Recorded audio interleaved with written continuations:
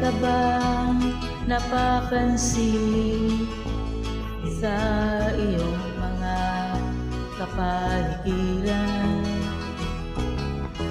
Kay dumi na ng hangin, pati na ang mga ilog natin. Hindi na masama ang pagunlad at malayo-layo na rin ang ating nararating.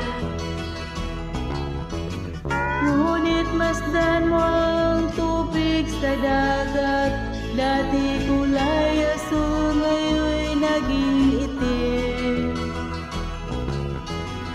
Ang mga duming ating ikinalat sa hangin, sa langit huwag natin paabutin.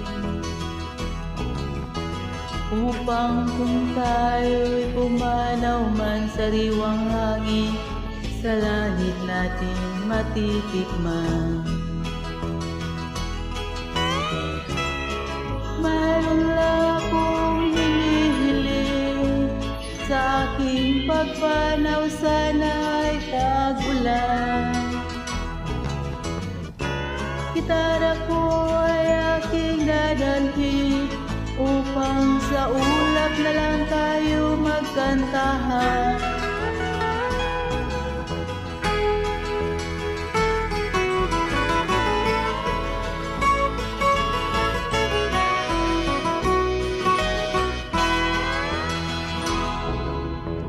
Ang mga bata ngayon lang isinilang, may hangin pa kayang matitikman?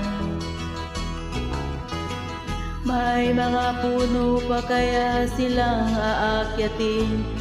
May mga ilog pa kayang nalalanguyan?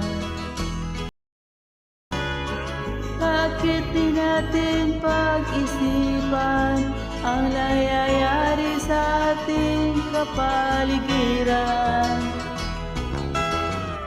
Hindi na masama ang pag-unlad kung hindi nakakasira ng kalikasan.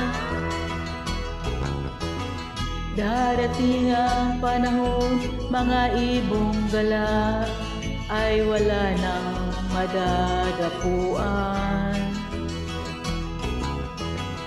Masdan mo ang mga punong dati ay kay tatag, ngayon'y namamatay dahil sa ating kalukuhan. Lahat ng bagay na narito sa lupa, biyayang galing sa Diyos kahit nung ika'y wala pa. Ingatan natin at huwag nang isirain pa, pagkat pang kanyang pinawi tayo'y mawawala na. Meron lang akong hinihiling, sa aking pagpanaw sana ay tag-ulan. Gitara ko ay aking dadalhin, upang sa ulap na lang tayo magkantahan.